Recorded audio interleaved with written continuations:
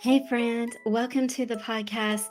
You Are Significant, the podcast where you will hear real stories from real people, and we will get down into the truths of your own significance. You were created on purpose for a purpose with seeds of greatness inside of you. Now, let's get down to it. So I'm here today with Ben Delaney. He is a certified inner matrix systems trainer. And by way of introduction, Ben's journey with IMS began in 2013 during a challenging period marked by his father's sudden passing and the end of a difficult relationship. Despite his success as a small business owner, he felt trapped and dissatisfied with the direction of his life, recognizing the need for a significant change. Delving into IMS tools, techniques, and strategies, Ben witnessed a remarkable transformation. His personal and professional life took a positive turn. He found love and quadrupled his income. Impressed by the profound impact, Ben became an IMS trainer to bring these life changing skills to the Nashville area. So that's how I came to meet Ben myself, is through Inner Matrix Systems training. And I'm excited for him to explain what that is. From my perspective, it has really been life changing for me. I've been doing it for over a year now. And it has been a way for me to take my recovery journey, which we talk about on this podcast, and deepen it and really take it to a whole nother level is how I feel about it. So I've been able to program in to my nervous system peace.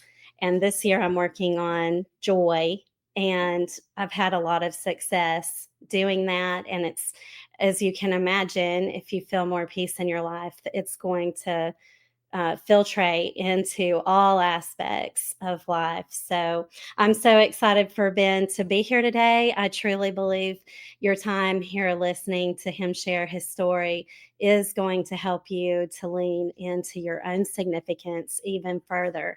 So, welcome to this episode, Ben. Glad you're here. Thank you so much for having me. I appreciate it.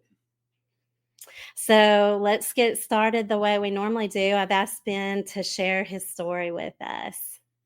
Yeah, well, it's funny you mentioned you're choosing joy this year, right? I have my I little love your sign. sign. It's a big focus of mine this year as well, and yeah, I definitely enjoy hearing that you're on that joy journey. So that'll be a lot. Yeah, it was easier to find the word joy at the holidays Mhm. because it's so associated with the holidays. And I almost did not put up this whole plastic utensils organizer that was the word joy with the little opening at the top of each letter. And I was like, I'm going to find another word joy, but I love this so much because it was gold. And I love bright things because it helps bring joy when you see bright colors. So Yeah, yeah, that's awesome. I love you got that sign behind Yeah, you. yeah. So it's a good reminder. I see it all the time. So Yeah, yeah, but I really. know it hasn't always been joy for you, and your childhood was pretty challenging. So tell us a little bit more about what it was like growing up. Yeah, you got it. So, really, I get asked all the time what got me started into this line of work. And you already mentioned in the bio, it was a bad breakup. I'm out of Nashville, so it really was kind of like a bad Nashville song. I lost my girl, but in the financial crash, I lost my business and lost my dad, kind of, and that was the catalyst. But it really started way earlier than that. I've always been a bit of an entrepreneur. And so I remember, like, as a kid, just having a good time. And then we ended up moving. Like, I really remember enjoying my childhood. And then we ended up moving. And it was really kind of a challenging move because as soon as I got to the new place, right, I left all my friends, I left everything I knew, including the girlfriend. I was in first grade. I had my second grade girlfriend, right? I thought I was awesome. And anyway, we moved. I was put into speech. I was certified gifted. Basically, they didn't call it that cool back then. It was more resource and special ed. So like I got taken outside and really sort of separated from the rest of the kids. And so it was pretty challenging going through all of that, and really took on a lot of beliefs that I've come today to find that didn't serve me. But really, I've always been a bit of an entrepreneur. Like in 5th grade, I was making friendship bracelets and selling them on the school bus. In middle school, I was going to Sam's and buying boxes of candy and selling them on the bleachers before school started. Wow. And so that journey took me to, I ended up having a record store, actually downtown in 2nd Avenue in the 90s.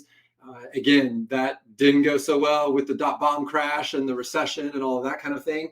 And so my journey took me from, different like marketing or sales opportunity to different business. I would be inside of a job and I'd do really well. I was always great when I got started, and I would go to number one very, very quickly.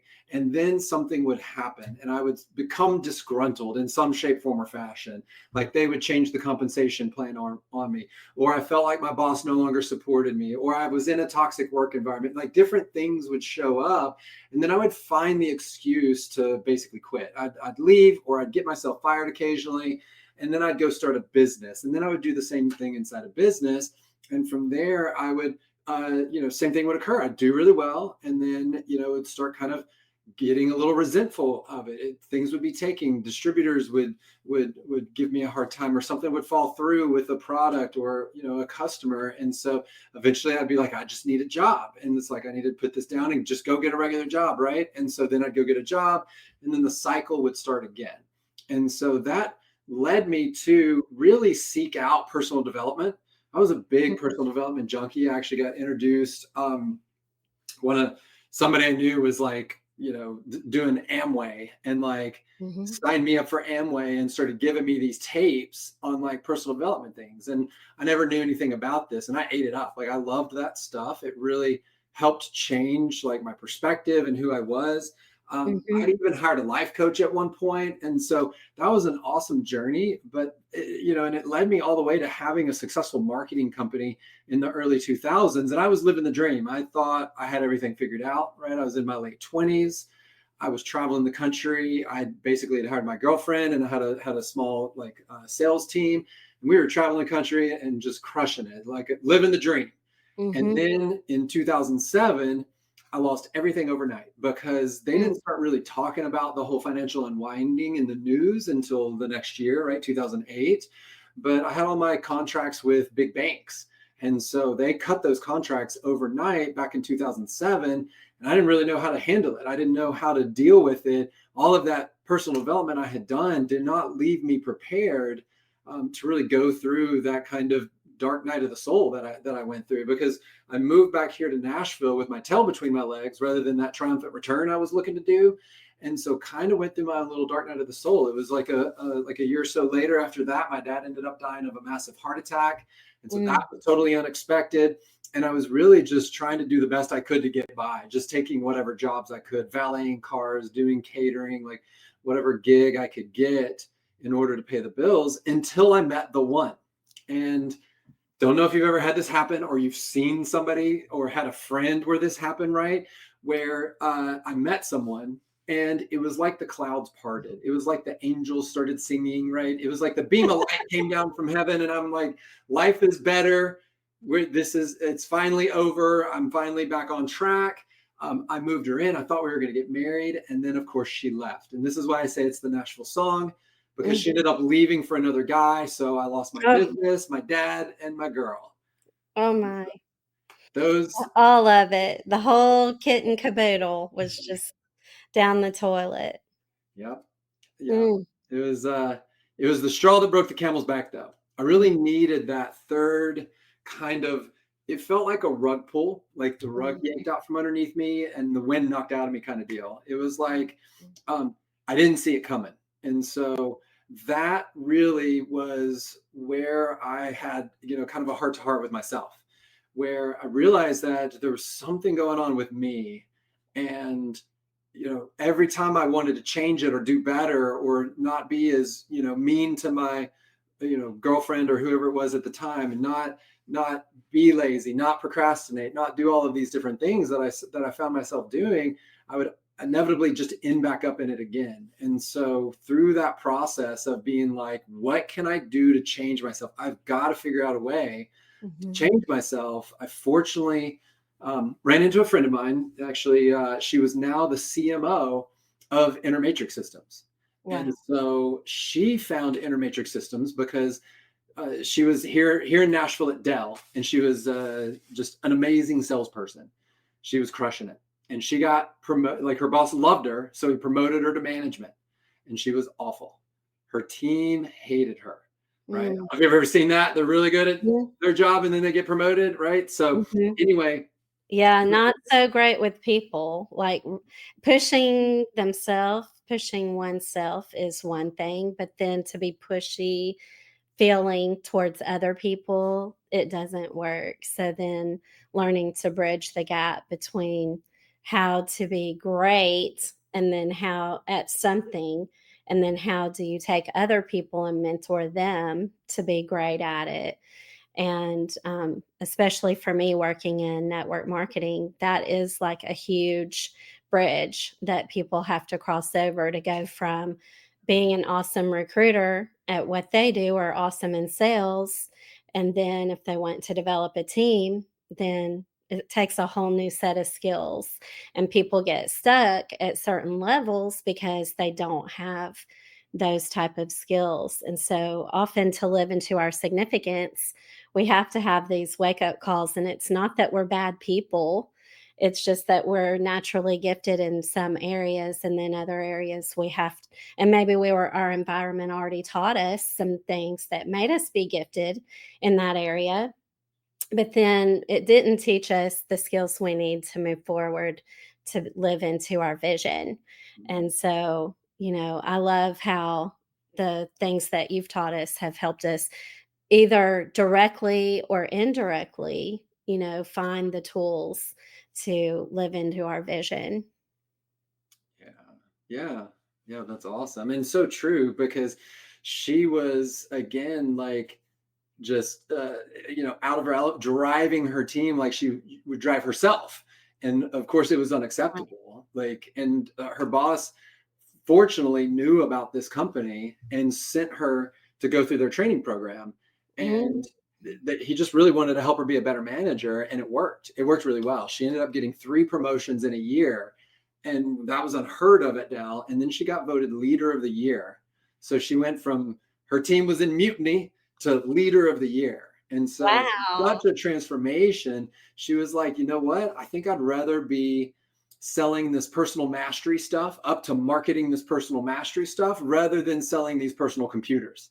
And so she left Dell and moved out west to, they're headquartered in Denver, and started working for IMS as their CMO. And this is when I'm on the phone with her. And I just told her that story I basically told you guys. Like, I told her what I was going through, what I was looking for.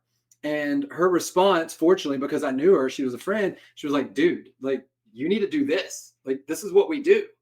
And I'm like, great, sign me up. Like, I just, like, something's got to change. And it was just sort of like, it just was lined up that, hey, this must be something I need to do, because it's just lining up the way it is. And so I jumped in Mhm. and started going through their training program, and things just started changing. I ended up in just a few short months quadrupling my income, meeting the lady that I'm still with today. We just celebrated our 11-year anniversary up in the Pacific Northwest. Congratulations. Thank you. And like, I dealt with a lot of stuff around my dad that I had really had no idea. And so I spent some time being a client, because, I had a lot of things I was messed up with. So like, I spent some time being a client. And, you mentioned recovery, like, Mhm. definitely was one that I liked to drink and party quite a bit when I started. Mhm. And I was really, really good at it. And so, yeah, I had a lot of things to shift and tend through the process, and fortunately made a lot of changes by way of using this training system. And it worked so well, I decided to become a trainer. And so went through their training program, became a certified trainer, and then started the private practice here in Nashville just right at 2019. So been doing that now a little over, what is it, 6 years? Congratulations on that as well, because it is no small feat to begin a business and have it succeed and be growing like yours is. So, why do you think? Tell us, first of all, tell us just a little bit more about the Inner Matrix Systems training itself, and then I have another question. Sure. So I'm what's called a certified trainer with Inner Matrix Systems, and essentially Inner Matrix Systems, they really do one major thing is kind of their focus, and that is to train high achievers in the art and science of personal mastery. And so they define a high achiever really as someone who's looking to create a life more than what they know. They're looking to move beyond where they're at currently. And this is the key, they're willing to take action. They're willing to do something about it. Because I know I've been in the place before where I had a lot of wishful thinking and wishing things were different, and I just wasn't up to the place of taking action. And that's fine.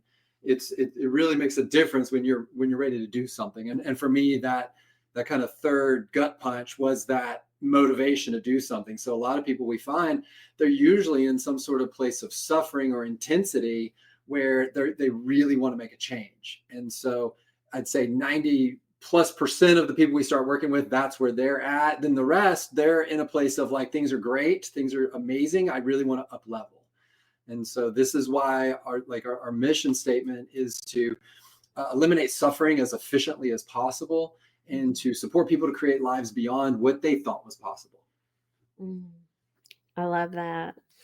So for me personally, being the big vision kind of person that I just always have been, I fell in love with the training the first year I went through it and saw all the pieces and how it works on emotions, it works on vision, it works on, four different areas that all fit together and just create like a whole plan for your life, for your business, your health, your relationships. So, why do you think this helps people in entrepreneurship so much?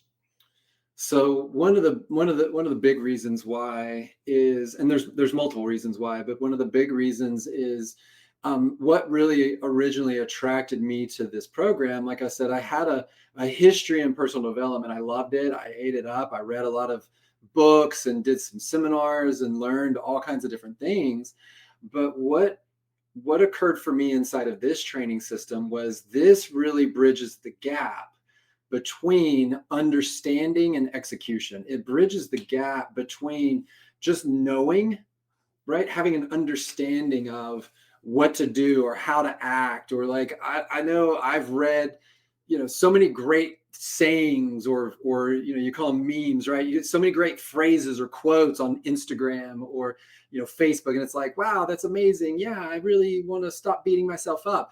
But then do you actually do that just by way of reading that good idea and like thinking, yeah, that's great, like I don't want to do that anymore, I really think I should be focusing on whatever it is, the positive, we could say, and then you find yourself throughout the day doing the same thing that you've always done. And Mm, so why this really works well for entrepreneurs is, one, they're used to getting themselves to do something when they don't necessarily see the result, and they just have the vision of what they expect to occur. And so while results can occur very quickly, our system of training is a lot like working out. And so if you were to work out for a few weeks, maybe even a few months, maybe even longer for some people, like a lot of times you don't see the result. Like there's not a significant change. mhm. And so a lot of times people stop.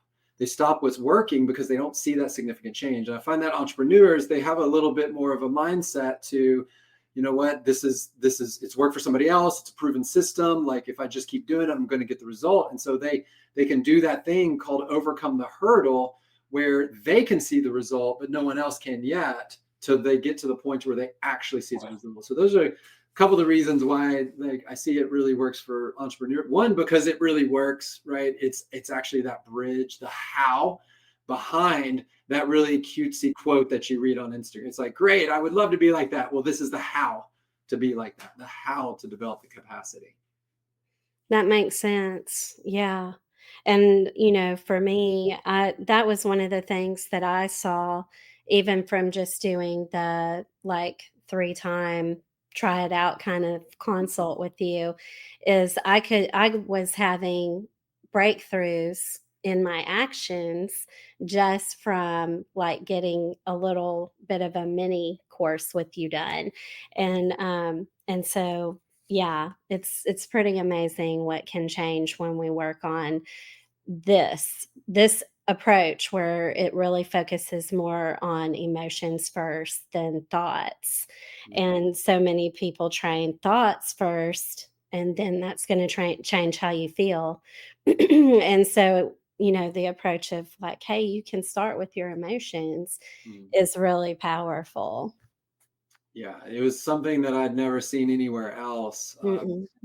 I'd heard a lot about emotional intelligence and I'd even read books on emotional intelligence, but at the end of the day, they basically just left you with you should be emotionally intelligent, right? This is Right. a good idea to be emotionally intelligent. It did Or not raise say, your well, emotional intelligence, and yeah, then you'll get where you wanna go, but, like, yeah, no formula for how to do that. yeah. It actually doesn't work like that. I use this example all the time with new clients or people that I'm talking to that are looking to engage.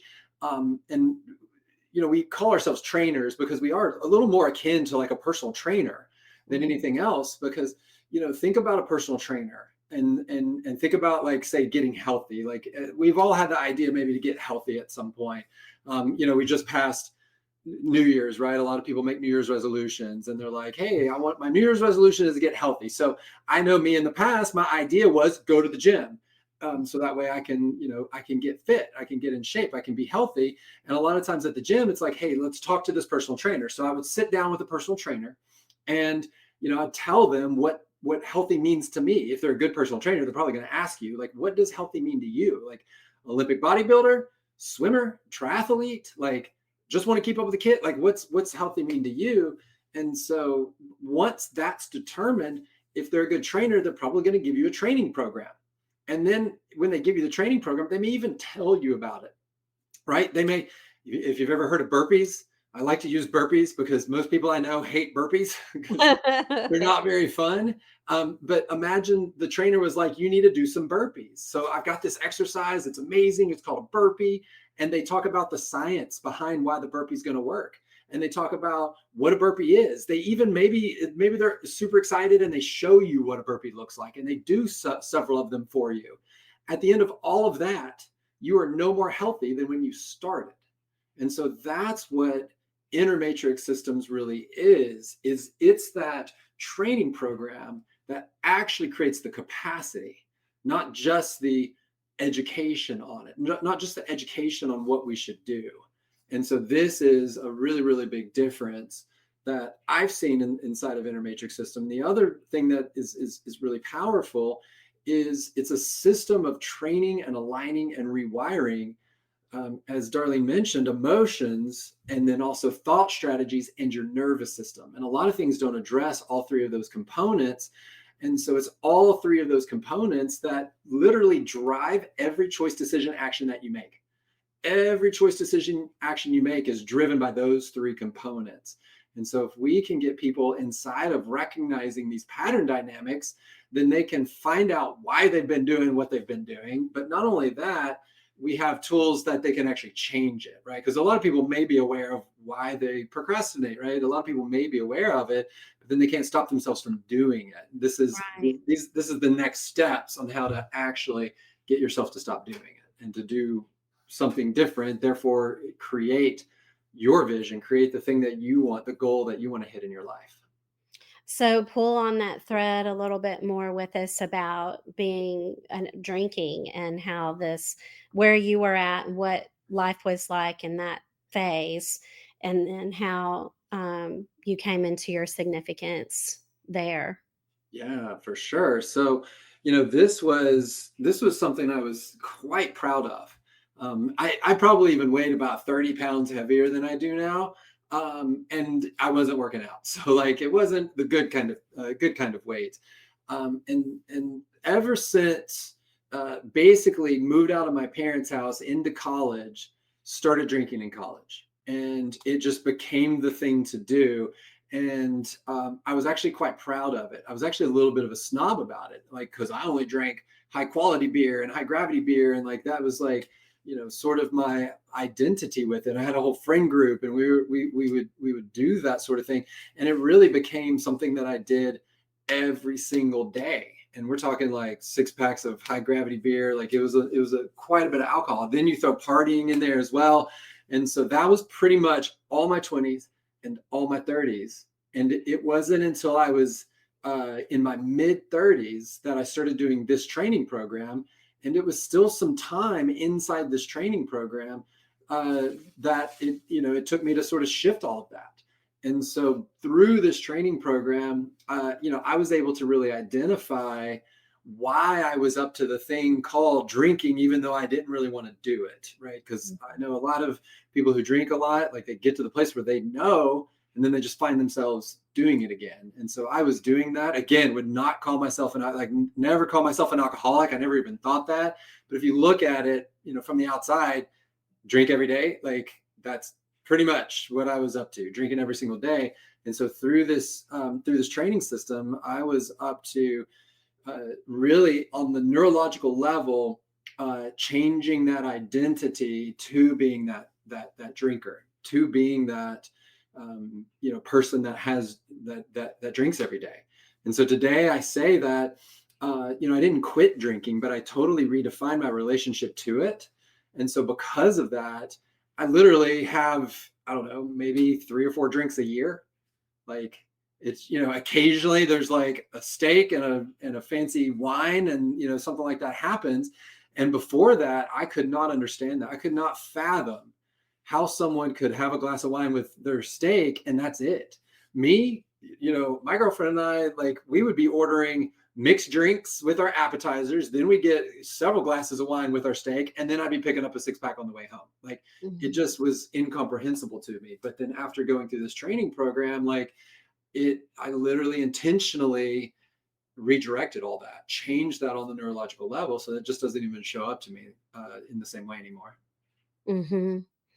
Yeah, and, changing your emotions about it, seem from, doing the training with you and hearing more of your story, like, just changing how you felt literally about both the alcohol, but then also, like, learning to have joy and have joy when in a different way, right? Yeah.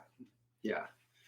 Yeah. Like it definitely, the idea is there, and I know people and myself have had that idea, to be happy regardless. But then when it comes down to it, like how do you actually do that? And so Right. this was a way to actually be, as you mentioned earlier, your focus is on joy. My focus is on joy again this year. Like just not that I'm not joyful, it's just a great year to up level it. I haven't focused on it intently in a few years, so it's like, hey, might as well up level, expand that joy, be even more joyful. Yeah.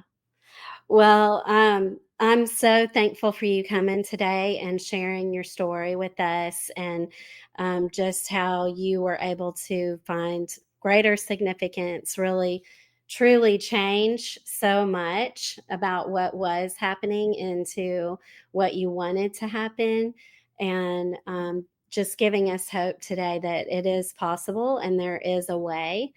And so tell us just a little bit more about how our listeners today can connect with you more. Okay, great. Yeah. So I think there'll be a link to the website. Mhm. And on that website, there's a button to book a free consultation. So essentially, I'd love to make the same offer to your listeners that I made to you, as far as taking them through one of these little mini courses. And I found that that's a really good way to get an understanding of how we work, what our training system is all about, and also train you inside of some tools and techniques that you can use. And so this little 3-session mini course is really powerful. And so if you want to jump onto that website and book a discovery call, just love to hop on the phone for 20-30 minutes and find out a little bit more about whatever it is that you're going through, tell you a little bit more about how this works, and together really see if there's a fit, see if we can help you out. And then if so, book that 3-session mini course and do that complimentary. It's great. Love it. It helps us really find people that are good fits for the program, as well as give you the experience of kind of how this thing works. So, yeah. What kind of things are people going through that you have been able to help with? So we really focus on 3 major areas, and that's going to be relationship is one of the major areas. So people going through a struggle in a relationship, right? Maybe a lot of people, it's romantic, right? They are either struggling with romantic or they want romantic and they don't have it. So we have a lot of success with that, actually quite a bit of success with that. And so that's one of the areas. Another one would be that career space and or money. So a lot of people struggle with that, whether it's the career specifically, like toxic work environment or not supported by the boss. Those type of things tend to come up, or just again in that space of struggling with the finances or relationship with money. And then the third space is going to be inside of like really kind of your relationship with your body and your health.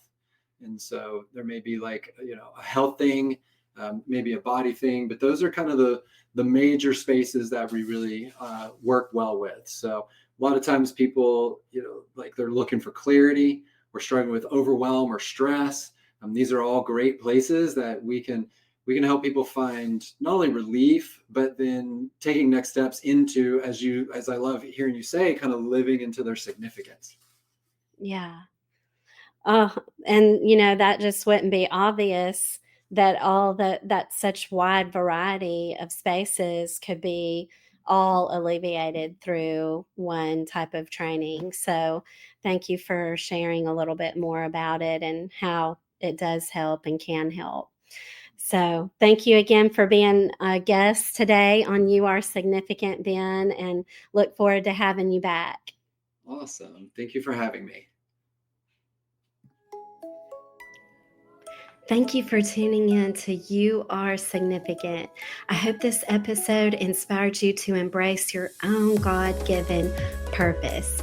If this episode inspired you and blessed you, would you please share it out with a friend who needs to be reminded of their own significance? And remember to hit subscribe. Until next time, remember to walk in faith, find the joy, and stand in your significance.